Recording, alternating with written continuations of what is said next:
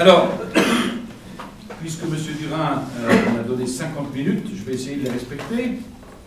Nous vivons dans un climat libéral, c'est un constat,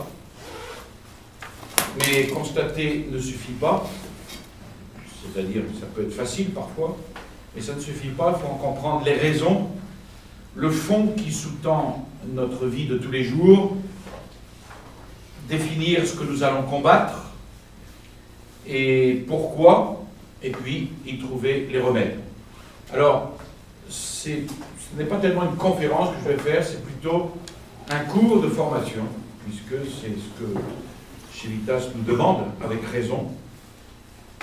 Donc nous voulons parler ici du libéralisme, non pas de façon exhaustive, parce qu'il me faudrait 3 heures pour cela, ce qui signifierait évidemment un plus grand approfondissement que ce que nous allons voir. Alors, ce libéralisme dont nous allons parler exagère la valeur de la liberté humaine et tend à faire de cette liberté un absolu. À dire que la dignité de l'homme consiste avant tout dans sa liberté. En conséquence, le libéral va éliminer le plus possible tout ce qui s'oppose à la liberté, et donc il va éliminer toutes les contraintes.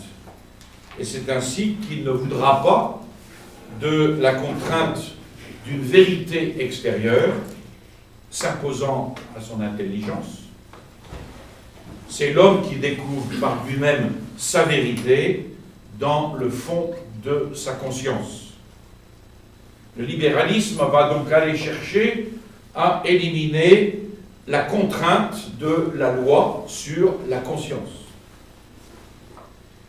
Il fera donc consister la morale politique, par exemple, dans la défense des droits de l'homme, et du premier d'entre eux, le droit à la liberté religieuse, dans le sens le pire du sens libéral. Alors, abordons un premier point. Le libéralisme étant une théorie faisant de la liberté un absolu, il faut d'abord savoir ce qu'on entend par liberté. Le mot liberté implique l'absence de tout lien. Aux différentes catégories de liens vont correspondre différentes catégories de la liberté. On va alors distinguer la liberté physique, la liberté psychologique et la liberté morale. La liberté physique, ou immunité de contrainte, c'est l'absence de lien physique. Exemple, je suis physiquement libre de sortir de ma chambre si je n'y suis pas enfermé à clé. Parce que, à cause d'un certain virus, on m'a enfermé. Deuxièmement, la liberté psychologique. C'est l'absence de lien psychologique. Elle résulte du fait que mon intelligence et ma volonté fonctionnent normalement. Et elle se définit comme la faculté, non pas de faire ce qu'on veut, non pas de choisir entre le bien et le mal, mais la faculté de choisir les moyens qui conduisent à un but déterminé. Ça, c'est très important, cette définition de la liberté. La liberté, c'est cela, c'est la faculté que j'ai de choisir les moyens qui vont me conduire à un but déterminé. On verra plus tard que, pour nous, le but déterminé, c'est la vision béatifique, c'est la joie du ciel, etc. Donc la liberté consistera pour moi à choisir les meilleurs moyens qui vont me conduire à ce but. Là-dessus, un mot sur ce qu'on appelle le libre arbitre.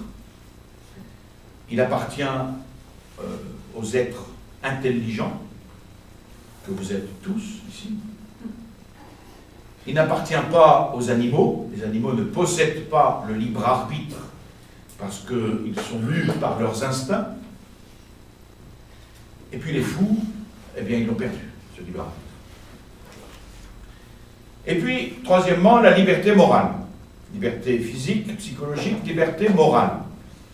La liberté morale, c'est l'absence de lien moral, autrement dit, d'obligation morale, interdisant l'acte envisagé.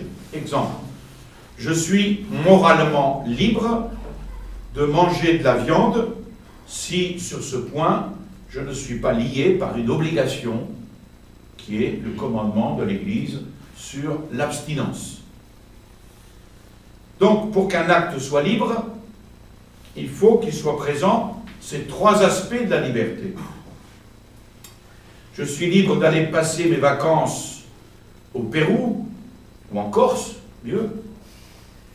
Si j'ai l'argent pour prendre mon billet d'avion et si j'ai sur mon passeport le visa requis et en plus maintenant un papier spécial, c'est la liberté physique.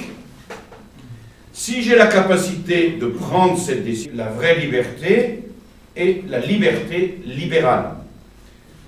Des définitions ci-dessus résultent deux conceptions de la liberté. La vraie conception, il s'agit d'une liberté ordonnée, c'est-à-dire qui est réglée par